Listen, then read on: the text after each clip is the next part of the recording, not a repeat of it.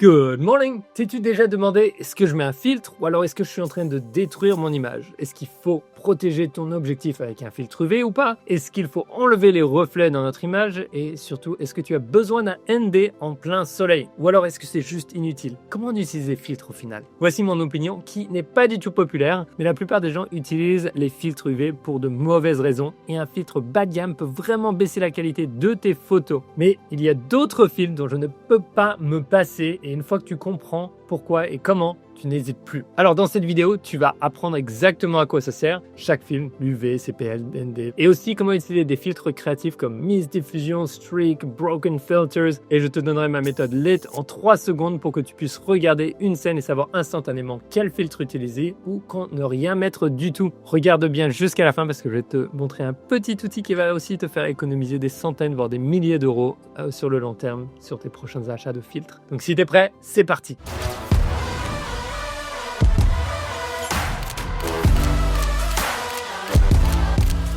Allez hop, petite question avant de commencer, dis-moi tout de suite dans les commentaires si tu es de l'équipe des Team Filtre ou alors Team tout nu, c'est-à-dire pas de filtre. Honnêtement, on en a plein, il y a plein de choses à dire aujourd'hui.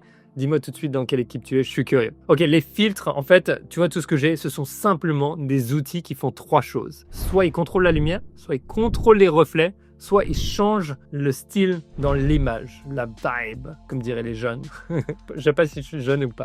D'ailleurs, si tu ne me connais pas, mon nom est Pierre Telembert, je suis un photographe de voyage et le créateur de la méthode de 30 jours pour des photos pro, une formation pas à pas qui a aidé des milliers de photographes à voir, shooter et à éditer leurs photos avec confiance pour obtenir des résultats dont ils sont fiers. Pour en savoir plus et rejoindre la prochaine session, le lien est dans la description.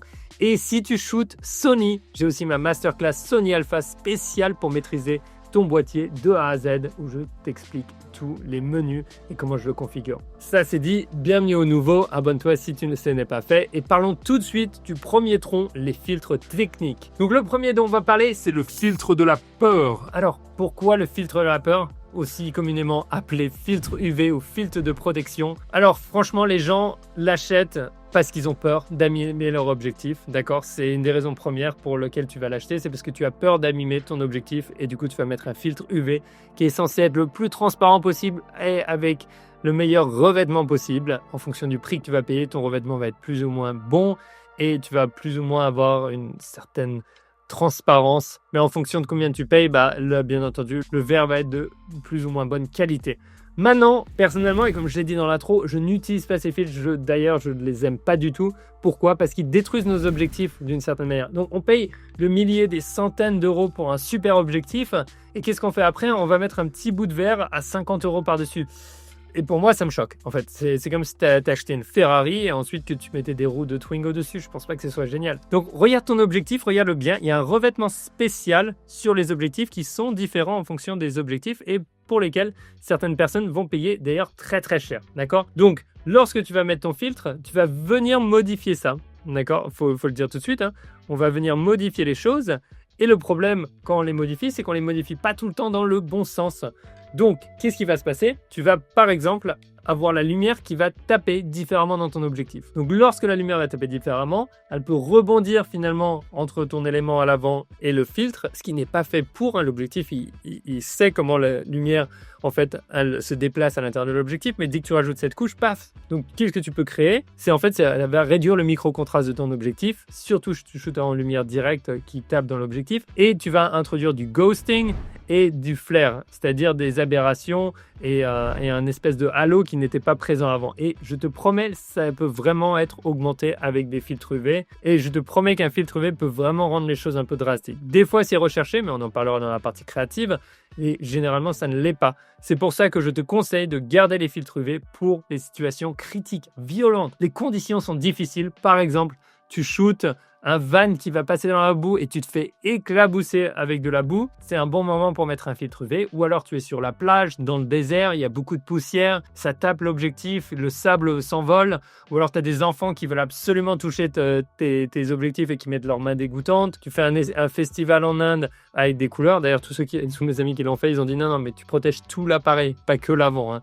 tout, parce que ça part plus après. Et donc, voilà un petit peu les circonstances dans lesquelles j'utiliserai ces filtres UV. Ils sont pas à jeter à la poubelle, mais ne les mets pas pour le tous les jours. Dis-moi tout de suite si d'ailleurs tu as un filtre UV sur ton objectif en ce moment ou pas. Maintenant, passons à mes filtres techniques préférés, les CPL. Alors, pourquoi le CPL, c'est mon filtre préféré? Parce que c'est celui que je l'utilise le plus et qui me donne vraiment un aspect que probablement je ne peux pas recréer en post-production. Et c'est vraiment un filtre très important que j'invite tout le monde à avoir. Alors, il permet de couper les reflets sur l'eau, le verre, les feuilles, la roche humide. En forêt, ça te donne des verres bien profonds et magnifiques, tout en coupant, par exemple, s'il a juste plus tous les reflets que tu vas avoir qui vont rendre un petit peu les hautes lumières trop fortes. Ça arrive souvent en forêt. Tu mets un filtre CPL et waouh, c'est juste incroyable. Du coup, comme tu peux le voir sur ces images, j'ai la capacité de voir à travers l'eau. J'aime beaucoup ça, par exemple, avec un drone lorsque je shoot au-dessus de la mer. C'est vraiment un filtre que je vais mettre et que je vais utiliser pour ça. Ensuite, j'aime l'utiliser par exemple s'il y a des reflets, si j'essaie de voir à l'intérieur d'une vitre. Un autre aspect très positif de ces filtres, c'est que ça va booster la saturation et les contrastes perçus en retirant le voile blanc. Alors en photographie de rue, ça peut être aussi génial parce que par exemple les reflets sur l'asphalte, en fait tu vas avoir quelque chose qui a l'air un peu blanc et paf, tu mets ton filtre CPL dessus. En fait, ce qui se passe, ça retire en fait cette réverbération et tu te retrouves avec l'asphalte qui est bien noir. J'adore ça par exemple au Japon. Et en plus de ça, si tu as un ciel bleu et qui fait un grand beau temps et que c'est en pleine lumière forte avec un ciel bleu, ton ciel bleu, il va avoir l'air beaucoup plus sombre, donc tu vas avoir des bleus beaucoup plus profonds, quelque chose qui est génial. Alors, comment ça marche un filtre CPL? C'est simple, tu le mets sur ton objectif et après, tu vas venir simplement tourner en fait et en fonction de on va dire de l'angle que tu tournes, tu vas plus ou moins couper la lumière à certains endroits. Pourquoi? Parce que en fait, il faut imaginer que c'est directionnel, donc tu as la lumière qui arrive de plein de directions et en gros là, quand tu vas le tourner, tu dis à une certaine direction, non, je veux pas que tu rentres, tu restes à l'extérieur et donc tu coupes une certaine partie en fait de lumière qui arrive d'une certaine direction. C'est comme ça que ça marche de manière schématique. Mais attention, il y a quelques petits pièges, même très gros, avec les CPL. C'est que lorsque tu es sur un grand angle et que tu as beaucoup de ciel dans ton image, tu vas avoir finalement quelque chose d'un petit peu bizarre qui se produit. C'est qu'une partie de ton ciel va être plus sombre que l'autre. Donc tu auras des zones claires, des zones sombres. C'est simplement dû au fait que c'est extrêmement large, tu es sur un grand angle. Et comme je te dis, tu as la lumière qui arrive d'une certaine zone. Et donc tu ne peux pas assombrir 180 degrés de ciel en même temps puisque la lumière arrive de différentes directions. Donc c'est un petit peu le problème. Comme tu peux le voir sur l'image et sur les photos, ça te donne ce genre de résultat. Maintenant tout le monde ne le voit pas et créativement ça peut être aussi un choix de le garder. Je trouve que l'avantage de retirer de la réflexion et de rassombrir un petit peu ou plutôt de rendre mes bleus plus profonds est aussi un avantage que des fois je suis prêt à échanger pour ce désavantage. Ensuite, il y a un autre petit piège, entre guillemets, c'est que tu vas perdre de la lumière avec, donc à peu près 1 ou 2 stops de lumière. Donc, ça veut dire qu'il va falloir peut-être réduire un petit peu ta vitesse d'obturation ou ouvrir un petit peu plus ton objectif. Faut juste le savoir, c'est pas trop un problème, faut garder ça encore une fois en tête. Un petit tips de pro, c'est que certains l'utilisent aussi pour la peau. Si tu as un modèle avec la peau qui brille beaucoup, tu peux très bien utiliser le filtre CPL pour adoucir en fait cette brillance sur la peau. Si tu vas un peu trop loin, ça peut être un peu plastique, mais comme tu peux le voir, c'est assez intéressant. Voilà, moi j'adore les CPL, je joue tout le temps avec, surtout quand je suis dans la nature, dans les forêts. Franchement, c'est comme ça que tu arrives à récupérer les beaux verts bien profonds. D'ailleurs, toutes les photos que tu vois ont été prises par moi. C'est pas des photos de banque de données ou de l'IA qui a inventé n'importe quoi. C'est moi qui les ai pris, je les ai retouchés avec mes presets Lightroom que tu peux aussi récupérer dans la description. Je tiens à le dire parce qu'on ne sait jamais de nos jours sur YouTube. Maintenant, passons au ND, le filtre ND. Alors, qu'est-ce qu'il permet de faire? Je pense que tu viens déjà de le découvrir. C'est ce qu'on appelle un gris neutre aussi. Il permet de réduire la lumière entrante dans ton objectif pour plusieurs bénéfices. Le premier, ça va être de permettre de réduire ta vitesse d'obturation ou alors d'ouvrir ton objectif plus afin de garder ton triangle d'exposition toujours en équilibre. Si par exemple tu atteins une limite haute, par exemple sur ta vitesse d'obturation, moi je ne peux pas shooter à f2 1/2 millième de seconde avec cet appareil en plein jour. Pourquoi? Parce que en fait je capte, j'ai trop de lumière et du coup à f2 1/2 millième de seconde, je devrais être à 1/4 millième de seconde, c'est pas possible. Donc si je mets un petit ND, hop, je réduis la lumière qui rentre, je vais être capable de shooter grand ouvert avec mon objectif et d'avoir ma vitesse d'obturation qui va pas être captée à 1/2 millième de seconde parce que celui-là, il monte pas au-dessus. Si tu comprends pas trop ce que je viens de dire, regarde cette vidéo qui va t'expliquer en moins de 10 minutes toutes les bases de la photographie sur justement la relation entre la vitesse d'obturation, l'ouverture, les ISO, etc. Et du coup, c'est extrêmement utilisé aussi en vidéo parce que tu vas pouvoir rester à 1/50e de seconde, même avec une grande ouverture. Donc, ces filtres ND vont te permettre de faire ça. Et enfin, en photographie, c'est un filtre qui est génial pour pouvoir shooter avec des vitesses d'obturation beaucoup plus lentes pour des effets créatifs. Par exemple, pour avoir la rivière un petit peu floue qui a l'air d'une barbe à papa ou la cascade qui a l'air d'une barbe à papa, la mer qui est complètement, on a l'impression qu'elle est plate avec un petit peu de fumée dessus, puis qui vient de poses longues, hein, pareil avec le ciel. Et tu peux aussi effacer les gens dans la foule parce que tu prends des poses très longues, ou alors tu peux avoir un petit peu de flou de mouvement dans tes images en shootant en plein jour à 1/5e de seconde. Tu peux faire plein de petits trucs fun et créatifs grâce au filtre ND, grâce à ta capacité à pouvoir réduire ta vitesse d'obturation sans avoir à devoir fermer à f22. Et encore, même à f22, des fois, c'est pas possible de prendre les photos que tu veux. Donc, tu mets ce petit filtre et en fonction de sa force, tu vas pouvoir finalement shooter plus ou moins lentement à la même ouverture. Alors, comment choisir? Comment est-ce qu'on mesure finalement un filtre ND? Les filtres ND, ils ont plusieurs forces qui s'appellent ND4, etc., qui sont mesurées en stop. Pour chaque stop, tu vas réduire ta lumière par 2. Donc, un stop, tu divises par 2. 2 stops, tu vas diviser par 2 et ensuite par 2 encore. D'accord? Donc, ça va très vite. Personnellement, mes recommandations, ça va être de choper un ND2 ou 4 si tu veux simplement garder ton objectif grand ouvert, par exemple à f1.2 et que tu es bloqué avec ta vitesse d'obturation max. Donc, tu vas mettre un ND4, un ND2 et ça va te permettre d'achever ce que tu as envie de faire. Ensuite, je vais prendre un ND8 ou ND10 pour la vidéographie. J'utilise littéralement sur mes appareils un ND8 pour 95% de mes vidéos quand je suis à l'extérieur. Ça me suffit largement. Si c'est vraiment très lumineux, je remettrai un autre par-dessus, par exemple un N10. Mais 8, pour moi, c'est vraiment le passe-partout. Et j'utilise pas de VND. Je te dis pourquoi sur le prochain point. Mais aïe, les VND, grosse catastrophe pour moi, selon moi. Voilà, j'ai plein d'opinions sur les filtres, comme tu peux le voir. Mais je déconseille et je t'expliquerai pourquoi. Et ensuite, pour les effets créatifs de rivière, de montagne, en bord de mer ou même avec la foule, ND64 ou ND1000 qui va vraiment te permettre de shooter à quelques secondes en fait, en plein jour, voire quelques minutes avec les ND8. Grosse astuce, parce que quand ton appareil il fait tout nu, il a du mal à faire la mise au point avec l'autofocus. Ce que tu fais, c'est que tu te mets sur un trépied, tu fais ta mise au point avant de mettre le filtre et ensuite tu mets le filtre, par exemple ND1000, après avoir mis ton objectif en mode manuel, ou alors tu fais ta mise au point manuelle après. D'accord? C'est vraiment difficile pour des appareils de faire la mise au point quand il fait nuit. Donc vraiment, essaye de faire la mise au point avant. C'est un petit conseil qui peut vraiment te sauver sur le terrain si tu comprends pas comment tu vas prendre ta photo. Maintenant, gros warning, et qui va être aussi sur la partie VND, gros warning sur les filtres ND au niveau des couleurs, c'est-à-dire que ça peut modifier les couleurs dans ton image. Donc, essaye de choper un filtre, par exemple comme les Nissi TrueColor, qui essaye d'avoir un spectre qui est comme si c'était transparent et qu'il n'y avait aucun changement de couleur. La vérité, c'est que certains filtres, en fait, vont vraiment te mettre une U qui va être complètement magenta ou verte. Et franchement, si c'est fort, c'est vraiment pas beau dans ton image et ça peut se corriger un petit peu en post. Mais je te conseille vraiment d'investir dans les ND, d'en prendre un de bonne qualité et avec les TrueColor ou alors les naturels, je ne sais pas comment on dit, tu peux regarder des tests en ligne, mais pour moi, les Nissi ressortent très très bien et j'ai pas vraiment de problème.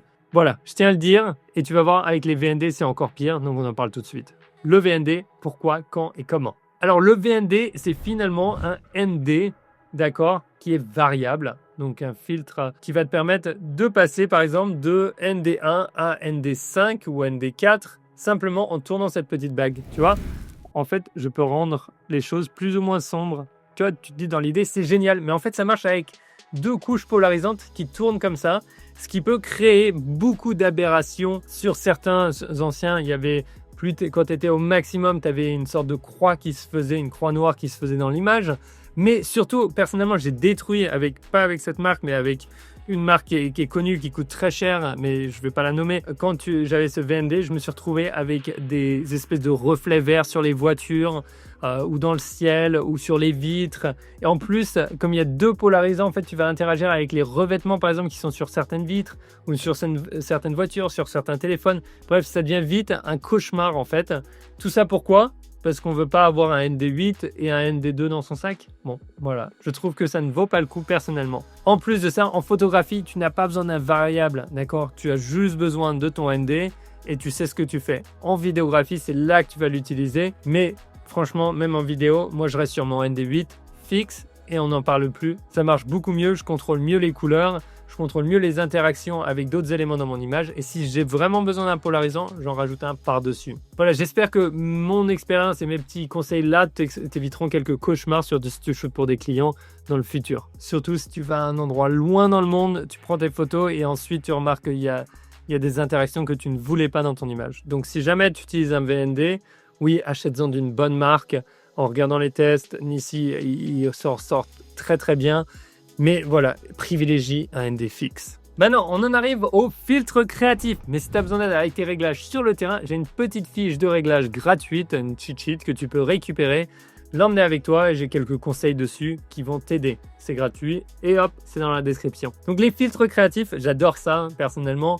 Le plus connu, on va commencer par les Mist Diffusion Black, White Mist et Glimmer. Ils ont plein de noms différents. En fait, ce sont des filtres de diffusion. Alors, qu'est-ce qu'ils font ces filtres ? Ils vont venir réduire le micro-contraste et ajouter un halo autour des hautes lumières. Le glow, ou cet aspect un petit peu qui, comme on sait, on avait une aura autour des hautes lumières, c'est un aspect qui est génial avec ça. Je te conseille à 100% d'aller shooter la nuit avec, là où il y a plein de petites sources lumineuses. Ça permet vraiment de créer une ambiance différente, une ambiance un petit peu nostalgique aussi, même si tu shootes en pleine journée avec un ciel assez fort, avec une lumière assez forte. Et si tu fais du portrait, ça va te permettre d'adoucir en fait ton objectif. Les objectifs de nos jours ont un extrêmement bon piqué et beaucoup de définition avec les appareils photo. Et parfois, pour les portraits, pour la pose, c'est quand même plus flatteur de venir adoucir un petit peu tout ça. Et ce filtre Mist va pouvoir te permettre de faire ça. Par exemple, sur mon RX1 R2, j'ai souvent mon petit, comme on appelle ça, mon petit Mist qui est en route. Et surtout si je prends des photos avec des personnes, etc.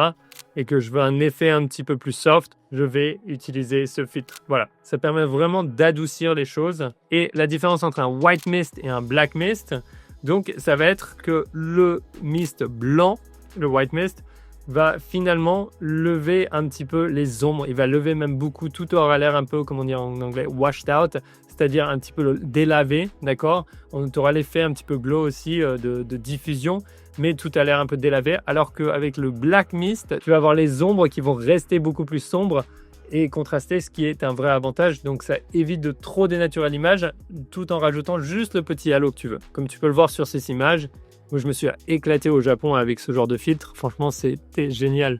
Et j'utilise d'ailleurs tous les jours encore et tout le temps. Maintenant, parlons un petit peu comment le choisir. La force, en fait, tu vas avoir un chiffre qui va être dessus, qui va être par exemple Black Mist 1/4 ou 1/8 ou 1/2. Et en fait, plus le chiffre est élevé et plus c'est fort. Donc 1/2, ça va être plus fort que 1/8.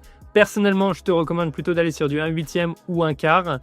Si il est trop fort, ça fait très vite filtre pas cher ou objectif sale. Et je te conseille de jouer autour de 1/4, 1/8. Personnellement, ceux-là, c'est des 1/4.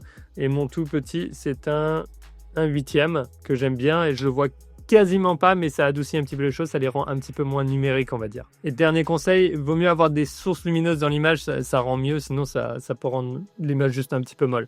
D'ailleurs, dis-moi tout de suite dans les commentaires, est-ce que tu utilises des filtres comme ça ou pas ? Est-ce que tu les aimes bien ? Et si oui, quelle est ta marque préférée aussi ? Peut-être que ça peut aider d'autres. Bon, maintenant parlons des filtres streak ou anamorphiques. Tous ces filtres qui vont nous permettre de rajouter des effets de lumière complètement différents, qui vont nous permettre de rajouter même des petites étoiles dans nos images. Alors comment on fait ? Tu vas voir. En fait, ces filtres créent des traits horizontaux, par exemple pour les streaks, au niveau en fait des lumières. Ça crée des traits horizontaux cinématiques et en fait tu as juste à le tourner pour changer la direction et il marche beaucoup mieux avec des petites sources lumineuses fortes, par exemple une scène chargée. avec plein de trucs partout, ça devient vite le chaos. Donc, si tu as une voiture en arrière-plan, ça peut être pas mal, tu vois, avec les phares, ou alors dans une rue avec quelques petites lumières, ça peut être vraiment intéressant. Comme tu peux le voir sur cette vidéo, j'avais shooté à Chicago avec ces 2 filtres. Je m'étais amusé un petit peu à créer des effets différents. J'ai un pote qui shoot du concert aussi, qui utilise des filtres avec, comment on appelle ça, avec des étoiles aussi, qui justement crée une étoile sur les sources lumineuses.